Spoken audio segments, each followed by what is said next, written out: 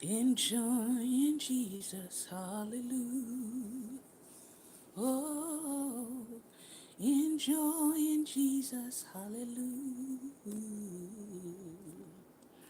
Feeling mighty happy, feeling mighty fine. Enjoying Jesus, hallelujah. You know I'm enjoying Jesus, hallelujah. Oh, enjoying Jesus, hallelujah. Feeling mighty happy, feeling mighty fine. Enjoying Jesus, hallelujah. Enjoying Jesus, hallelujah. Good morning, enjoying Jesus, hallelujah.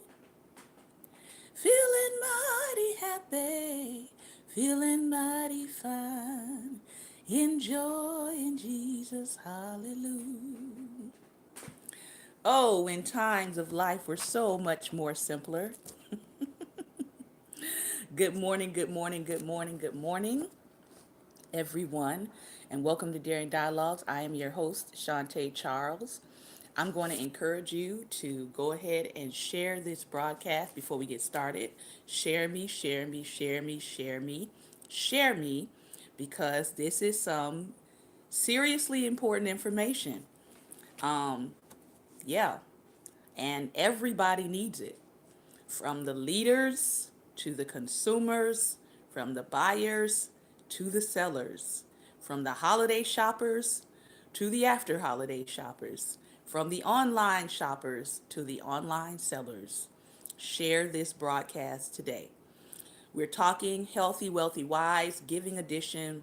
And I'm going to start out with some lessons, some business lessons, as we give you an opportunity to share the broadcast before we go into our main topic for today. But business lesson here. Recently, I changed my hairstylist, and I am pretty pleased with the results. They have to get to know me a little bit more to kind of like know more about my hair, but I am really pleased with the results.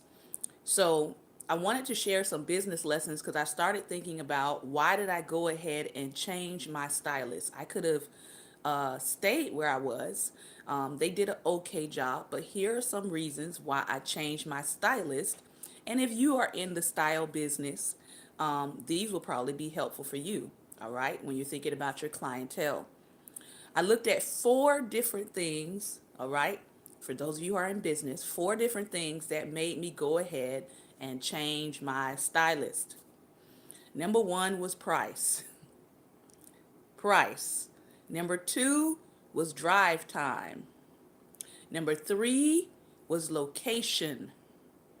All right. And number four was respect of my time, which is different from drive time. All right. I'm going to give it to you one more time. The first thing I considered was price. The second thing I considered was drive time. How long is it going to take me to go there? All right. The third thing I considered was location. Is it something easy that I could get to?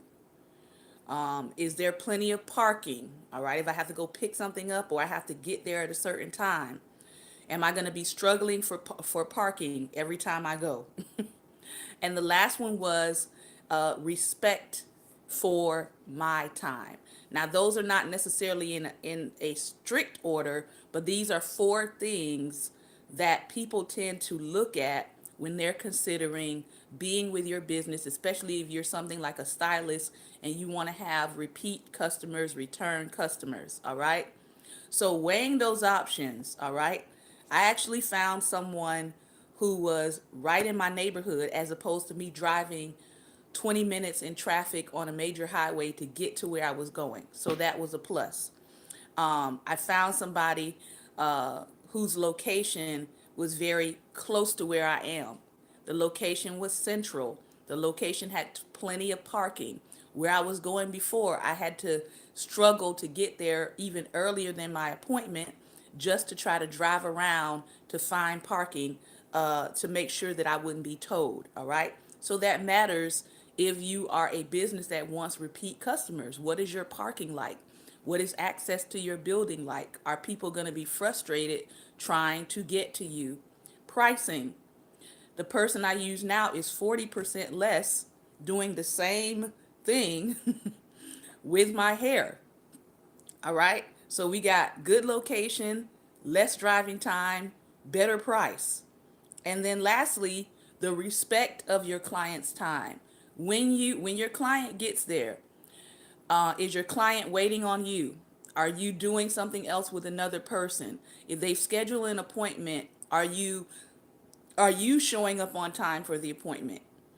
Many times I would get to where I was and my person either was not there or they were working on someone else, which made me have to wait another 40 to 45 minutes before they even got started on me. So that meant that my time there was taking 3 to 5 hours. And I don't have, as a business person, I don't have that kind of time to be sitting in a salon. All right. But where I am now, I am in and out with the same style, same requirements in 45 minutes. So this was a win-win for me all around. Less time in the salon, better price, same style. I would almost say better quality of the style. All right. Less drive time and in a better location where there is parking and I don't have to fight for it. I will tell you that I did pray about getting a different place. So I think that that certainly helped, because I was like, I can't keep doing this. 3 to 5 hours plus a drive time through a major highway with traffic. All of these different things played a factor into why I changed my stylist. So, business tips: if you're getting a building, make sure that your building is in a central location. Make sure you're thinking about your parking. Make sure you have your clients have easy access to get to your building. All right. Make sure your prices are competitive.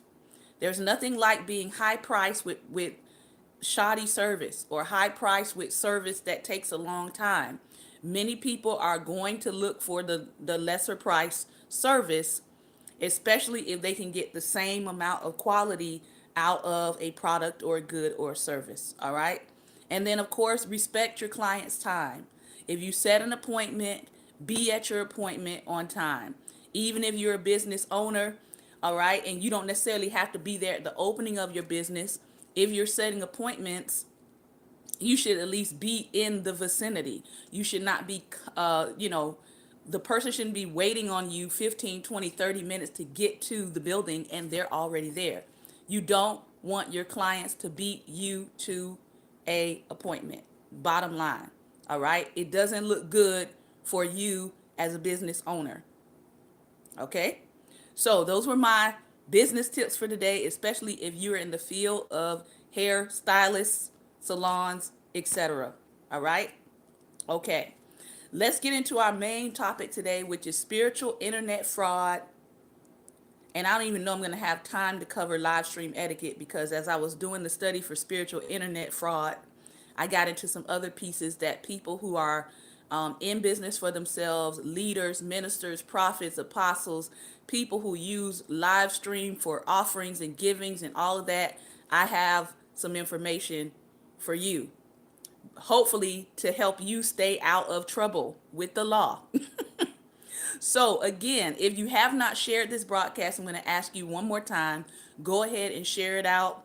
Share it onto your Twitter feed or share it onto your Facebook. Some of you know how to do that as well. Share it with your friends here on Periscope. Invite your followers. So lately in the news, there has been a couple of different things happening with ministers giving, criticism around ministers giving gifts to their family members, to their wives. The most recent one happens to be John Gray. And we talked a little bit about it earlier this week. my encouragement to John Gray would just be to stop talking. Simply because there are some people that are committed to misunderstanding you. Can I just say that for some of us? There are some people that are committed to misunderstanding you. And being a minister and being a pastor and being a person in business, I can tell you, I can't really tell you how many times people don't get the fact that you can be a pastor full time and work full time. We've been doing it, my husband and I have been doing it for 20 years now. Okay? You can be a pastor full time and you can work. You can be doing both of those to earn income.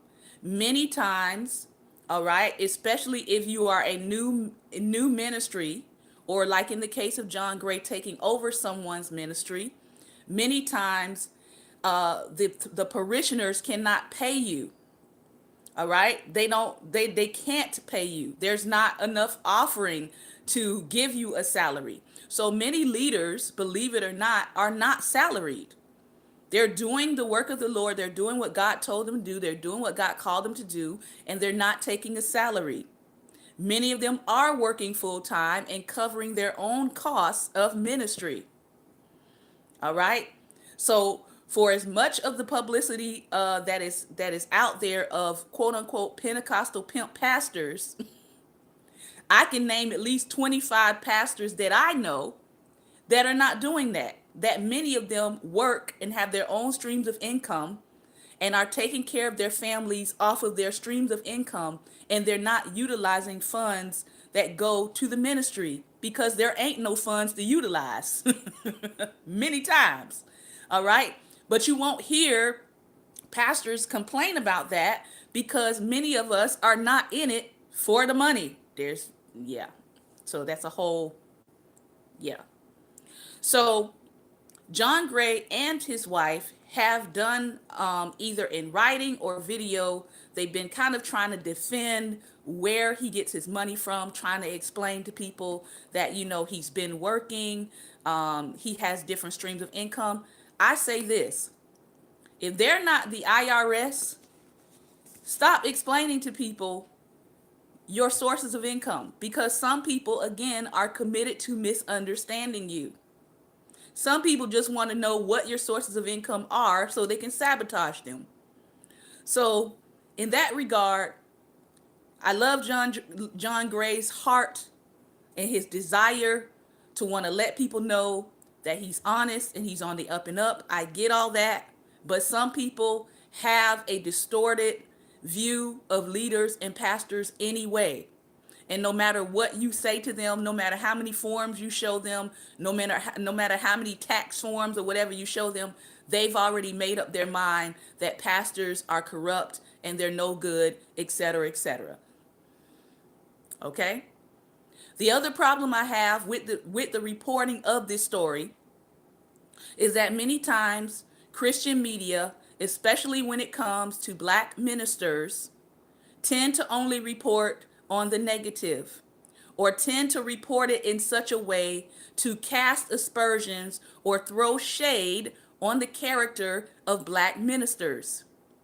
Now, I did some digging myself, and I went to this particular magazine to see if they had reported any other stories similar to John Gray's about white ministers.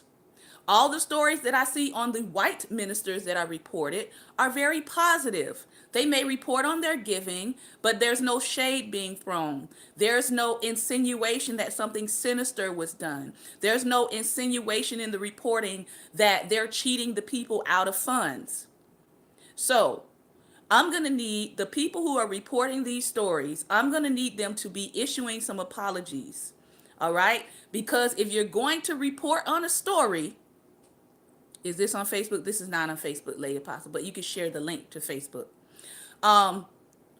If you're going to report on a story, all right, if you're going to report on a story, at least try to interview the person to get the facts before you put out a story that casts aspersions on someone's character.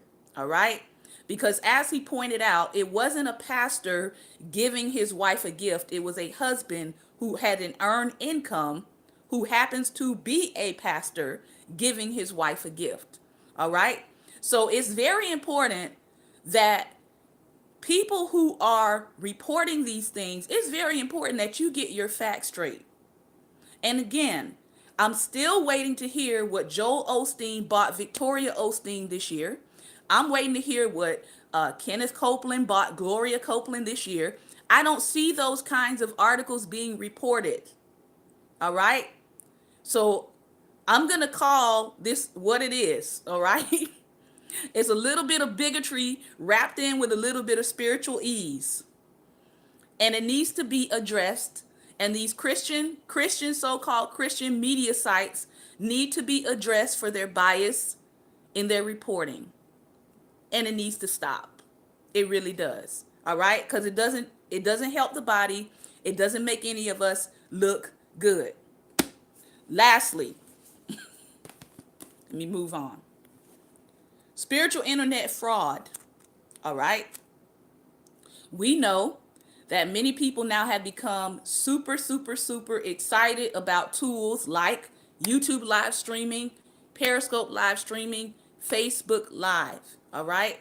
And I noticed that this is something that happens more, I would say, on Facebook Live than I'm seeing on other sites. Okay. So bear with me because I have a lot of information to go through, but I believe it's going to be helpful. All right. We do not want to become, and I'm talking from the consumer standpoint, I'm talking from the people who are receiving what's coming through a live stream. You do not want to become a cash cow for predatory people. All right? So, yes, live stream is a great tool. It's a great tool for teaching. It's a great tool for getting the word out. It's a great tool for encouraging people. It's a great tool for sharing whatever business you have and the products and services that you're offering. It's a great tool because you can use it and reach people all over the world. However, there are people out here who are abusing the tool. So you don't want to become a cash cow for predatory people. I have here 5 people that God pointed out to me that become a cash cow for predatory people. So if you're writing, you can take these as notes. Number 1, people who are lonely and attention deprived can become cash cows for predatory people. Number 2, people who are vulnerable emotionally can become cash cows for predatory people online.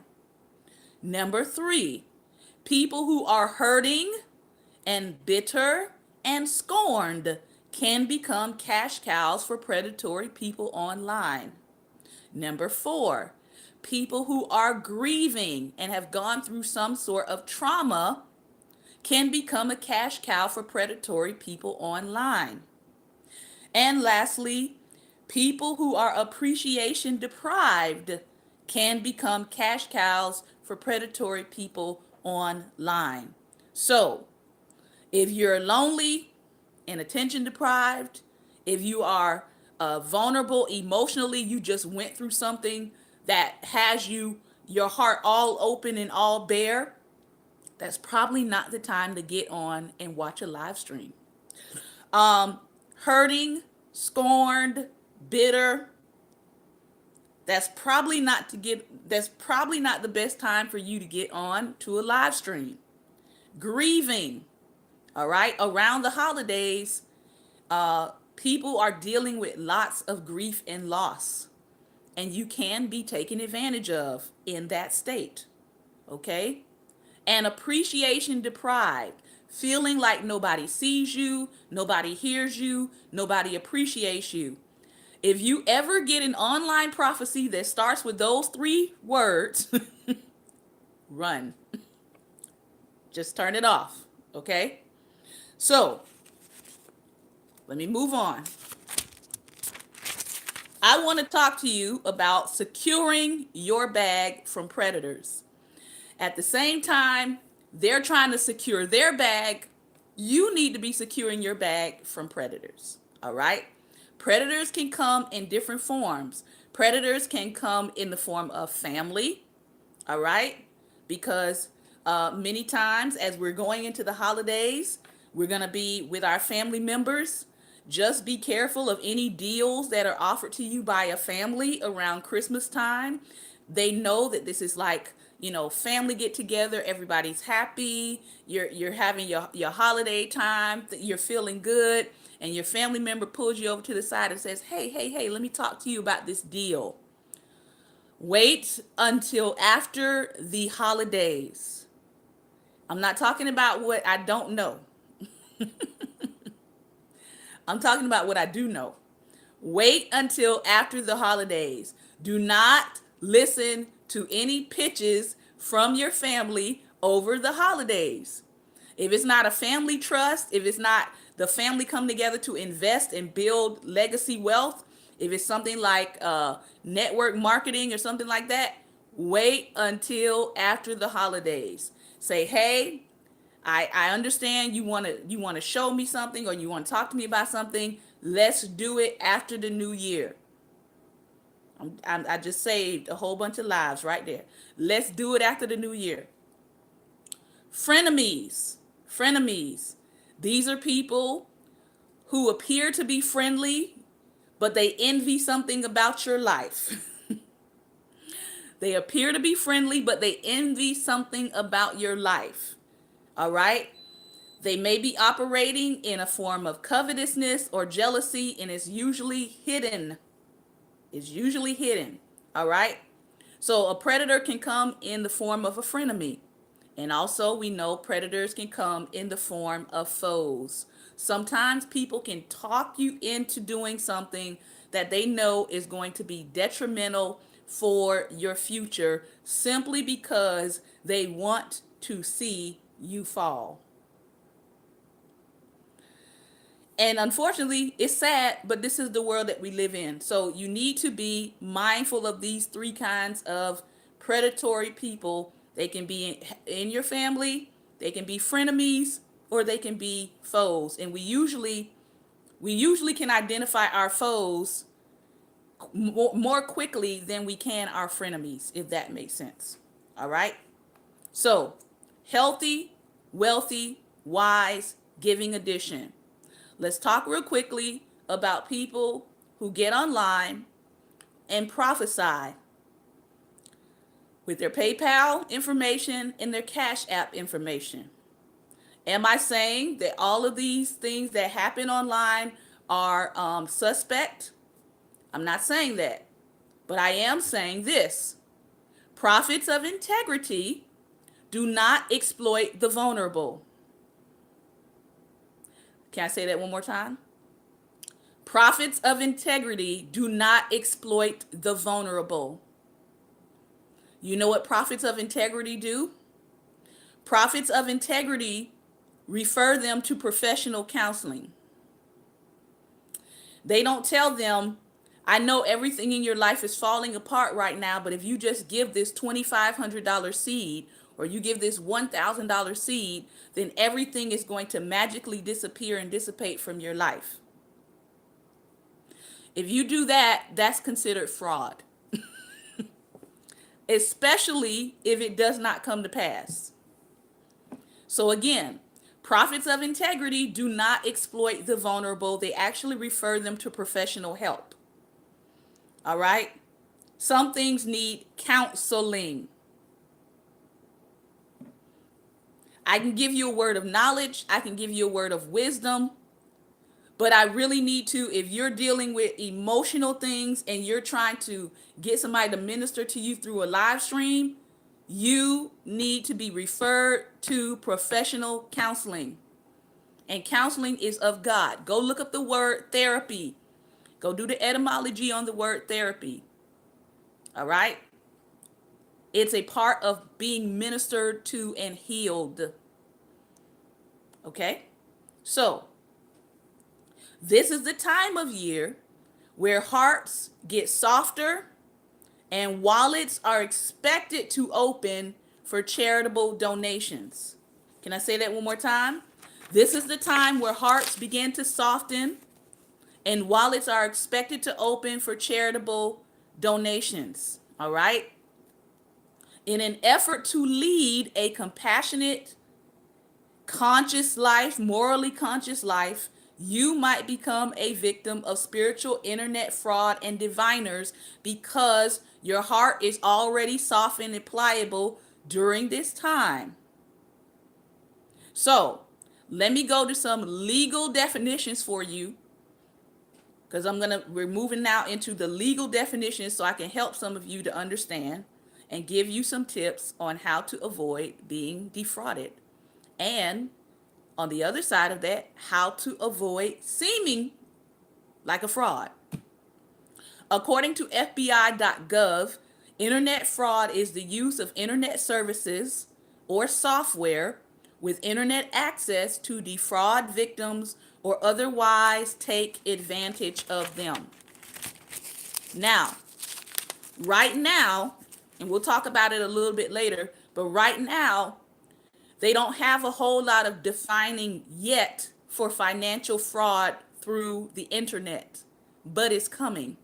And it's coming because of how many people now are using internet, are using live stream to solicit financial funds for their different ministries, organizations, etc., personal use.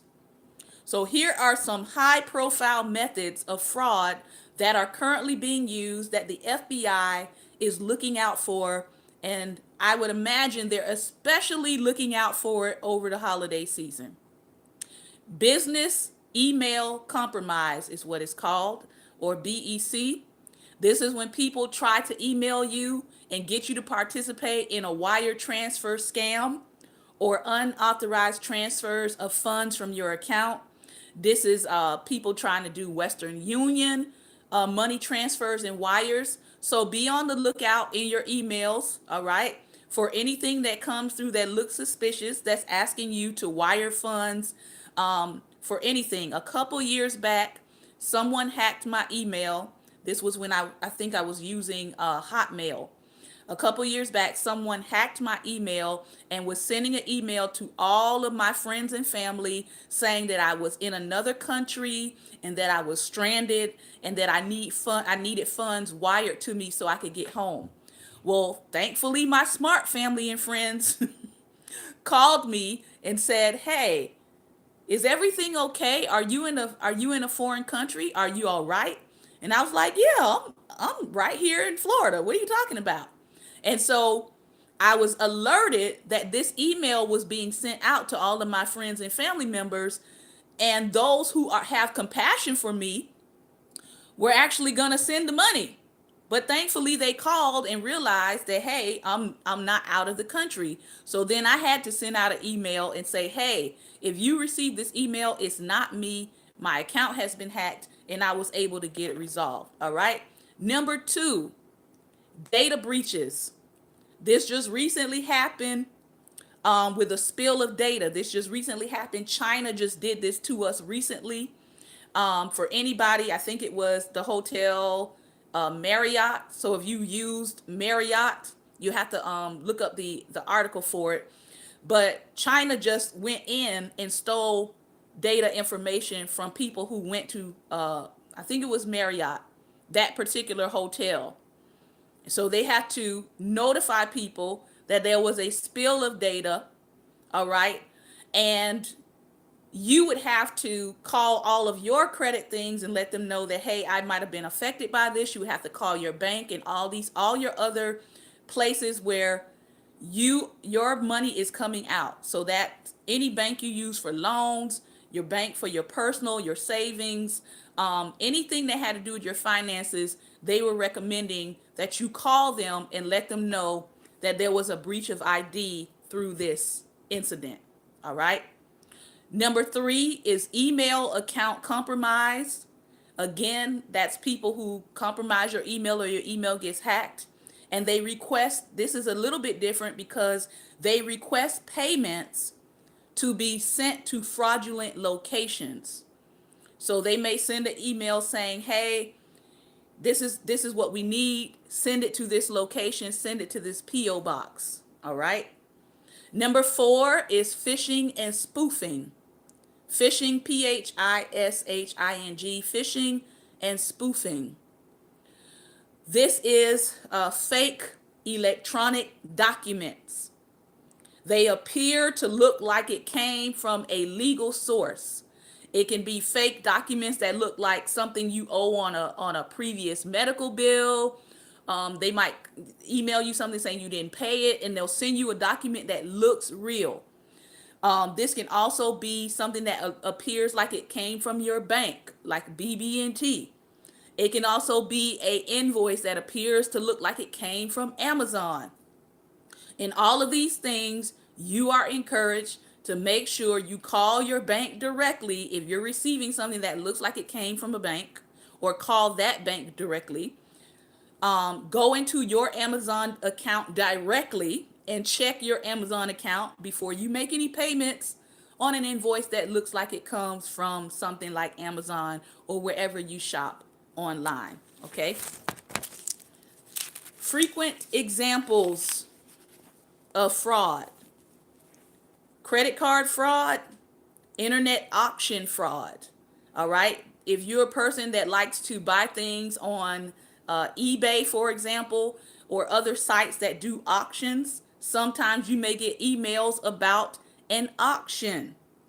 Do not send any money. Even if the item looks like it's something you want, do not send any money. If there is a bid contact, make sure you actually contact the person before you send money and make sure that it's real. Make sure if you're sending money that you insure money. You insure whatever you are sending, okay? We also know that there's lots of investment schemes out. Most people have heard of the Nigerian letter fraud. Okay. Yes, brought a tuxedo and they didn't respond after I paid. Thank God Google ferried the purchase and you were refunded. Exactly. That's definitely one of them, Prophet, that's on here. The non-delivery of merchandise, where they will offer you a sale and you will pay them, and then they don't deliver whatever the merchandise is. Okay. Credit cards. Do not provide your card information, especially if it's unsolicited. If you're getting an email about something that's unsolicited, meaning you didn't ask for it, you're getting all of these offers, do not provide your card information. There's a lot of debt elimination schemes out here. There's a lot of companies saying, hey, we want you to, we want you to join our company. We want to help you get your credit together. We want to help you eliminate debt. Before you engage, you need to research and make sure it's actually a legitimate company that's offering you the deal.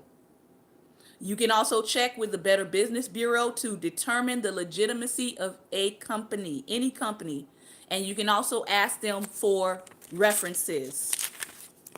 The other one, as Prophet Jonathan was talking about, they call these sometimes DHL or UPS scams.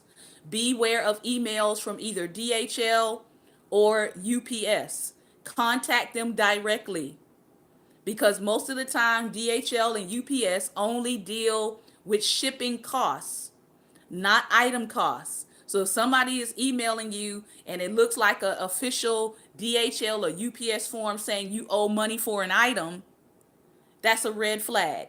Okay. Lastly,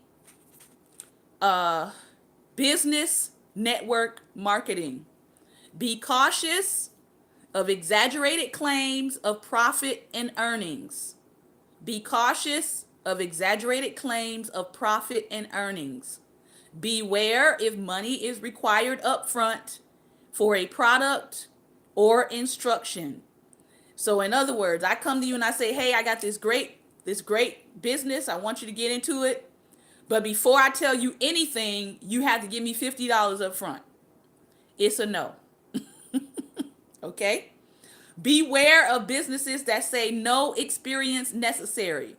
I guarantee you, you're going to need some experience for whatever network marketing company you decide to sign up with.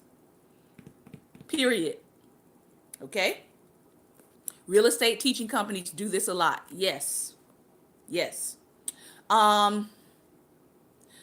Last point here, don't think a company is legit because it's based solely on their website. They have really smooth websites, but they could be a totally fraudulent company.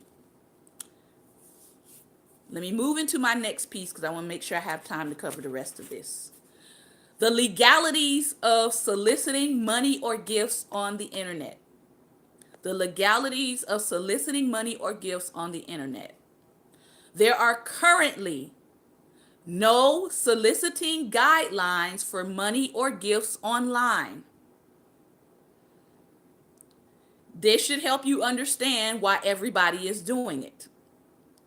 There are currently no soliciting guidelines for money or gifts online, but that will change very soon. Laws are coming. Right now, the only time the word solicitation is being used for a criminal reason, okay, is if you are soliciting sexual activity. So that you can be held in some sort of criminal liability if you are soliciting sexual activity and favors online. So brothers, those of you who are sliding into young ladies' DMs, that is also considered a form of solicitation. If you're sending sexual images of yourself through people's inboxes, that's a form of sexual solicitation. And if they decide to pursue it in a criminal matter, you could possibly go to jail. So how about you stop doing that? Okay? That was a little sidebar. Here are some guidelines that will help you to not be on the end of fraud. So, you may not be charged in the case of solicitation, all right? But if you're asking for money online, there are some other things that you need to follow through with. Let's talk about them. Number one, verifying deductions. Not all contributions, and this is for givers and receivers, you need to know this, not all contributions to legit organizations are tax deductible. Let me tell you who's tax deductible. 501c3 organizations are tax deductible. Churches are tax deductible with or without a 501c3 designation according to the IRS because of what they are by definition. All right. Number two, anti-spam laws. This right here is going to get a lot of people in trouble who are now going and using the personal emails that they already have of people to ask for money or support. And here's why. According to the anti-spam laws, sending an email to a group or an individual asking for money or gifts when the person did not give you their email for that express purpose is a violation of the law. I want you to understand that. So just because you have my email, if I did not sign up to receive solicitation, financial solicitation from you, and you are now sending me emails in that regard, you are in violation of the law. You are supposed to give an actual opt-in option for people who would like to receive emails about giving. And it's supposed to be a double opt-in, which means they first click yes, that they want to receive it, and then they have to go into their email to verify again. That is called a double opt-in to ensure that yes, I can legally solicit or ask for donations or funds from this person.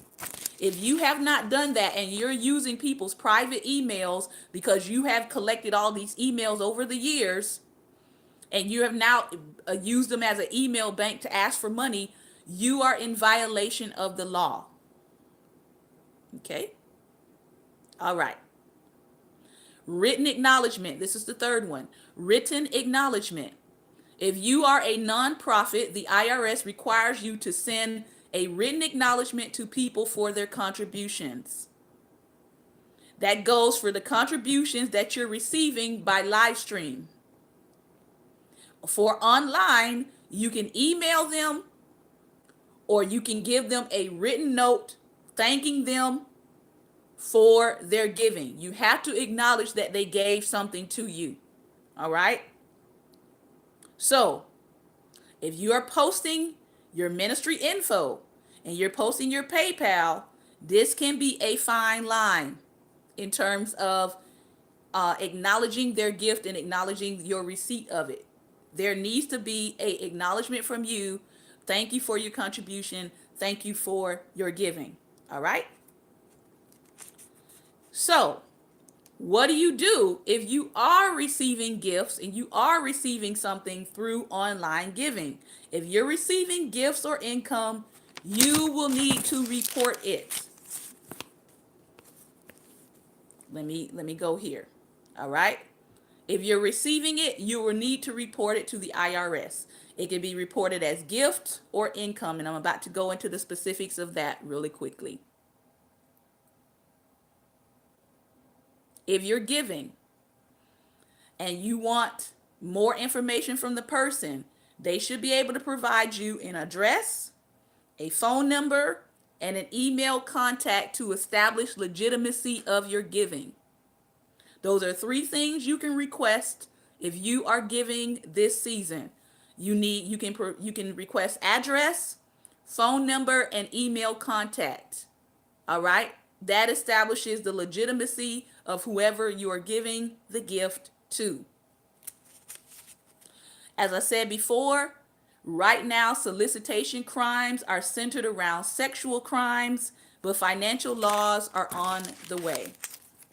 So, ministers, leaders, pastors, prophets, apostles, how do you report gifts and income that you are receiving over this holiday season or whenever you're receiving it?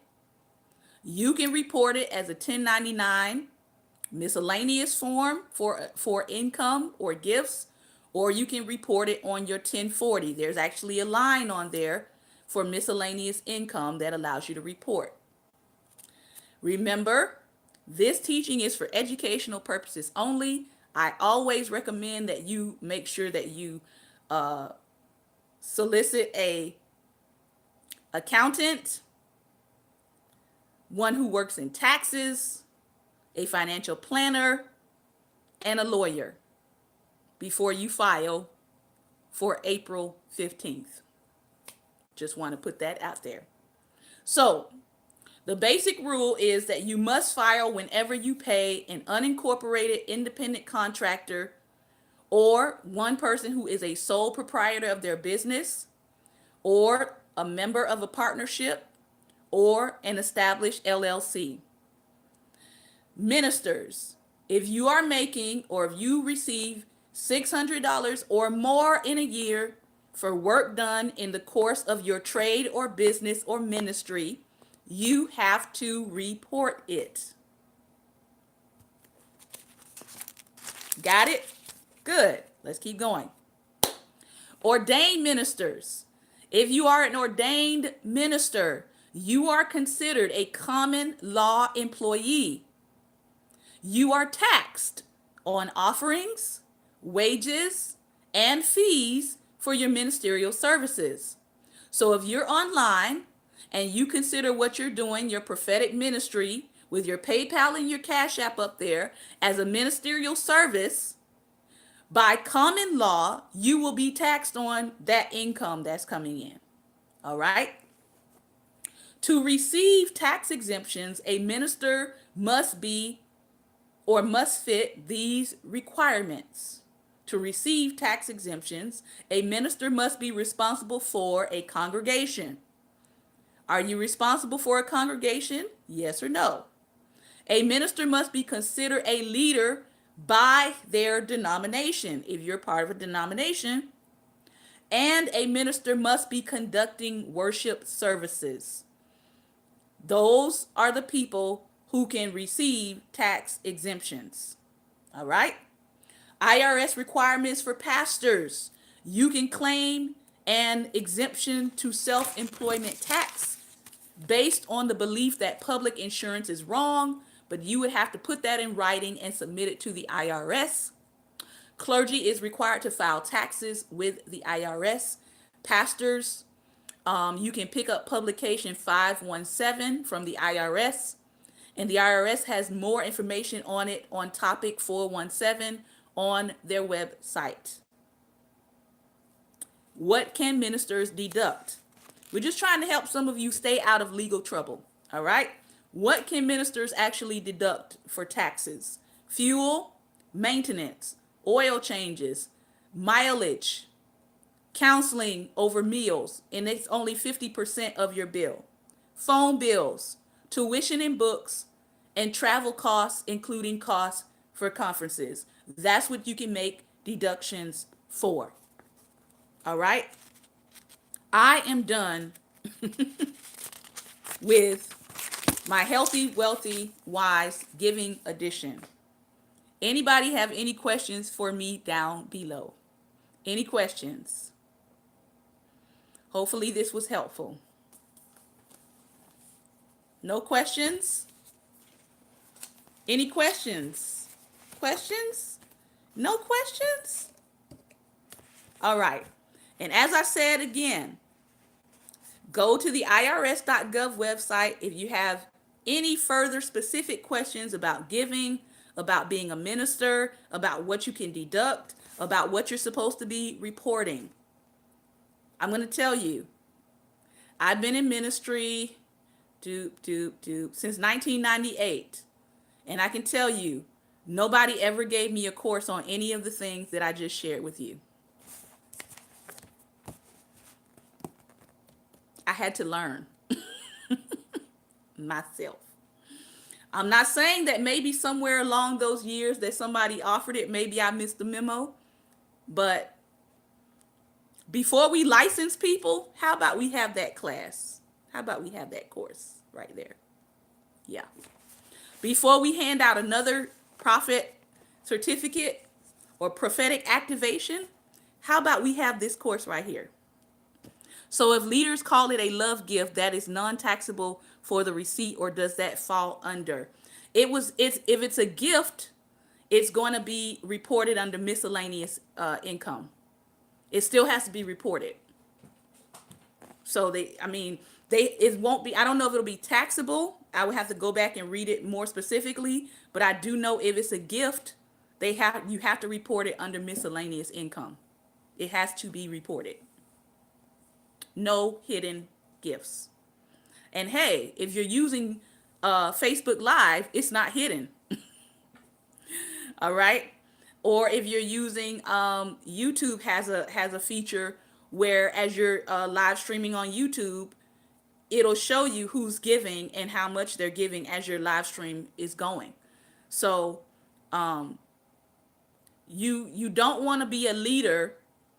Yeah, they can. That's why I'm talking about this, Prophet Jonathan, because we deal with the spiritual side, but we also need to know the practical, legal, financial accountability side. So again, if you are in ministry, I'm encouraging you to make sure that you know these things, make sure that you have someone that's doing your taxes, all of that. If you're asking for funds, just understand that you're supposed to be reporting your gifts and your income. All right? You're supposed to be reporting it. So, As we go into our last 10 minutes here, I want to get into Wealth Can't Wait. I'm just going to read you one chapter today. And then I believe this is a good chapter to end on. And it is, see,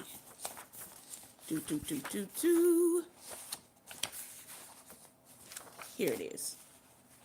All right. Chapter 24, think past the chatter. Think past the chatter.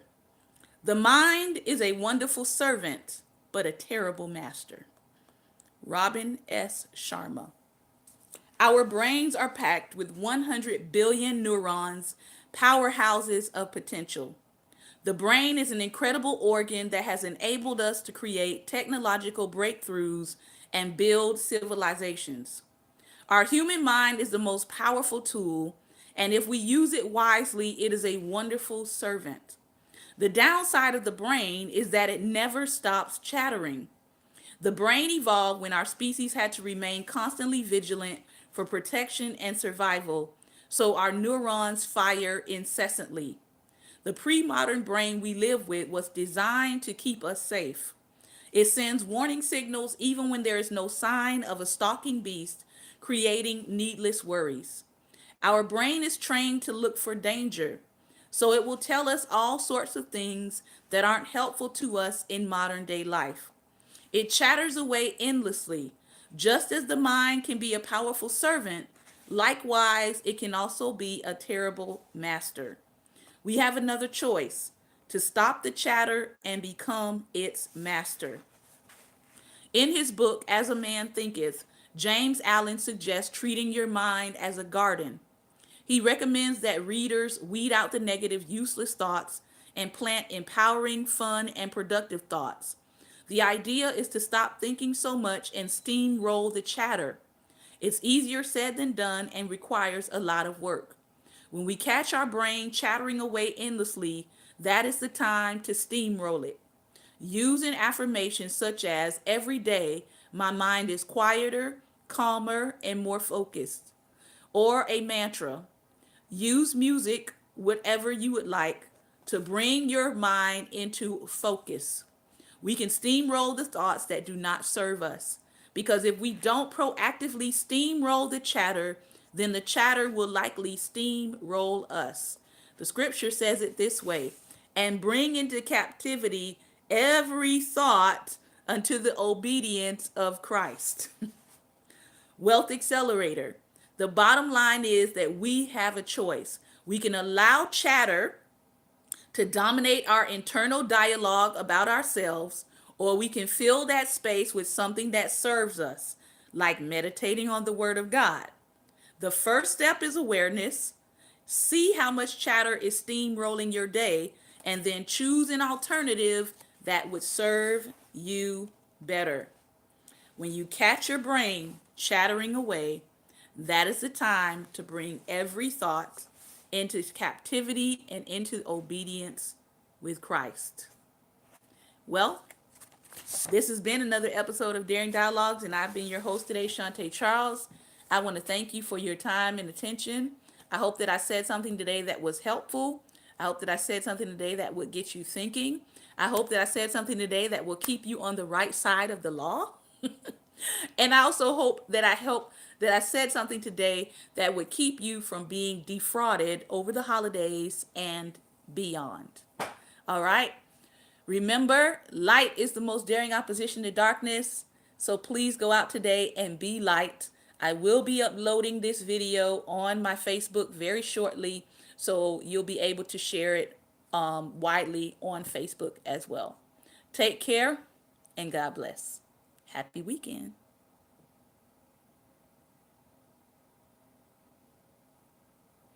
Thank you again for your time and attention. Take care and God bless.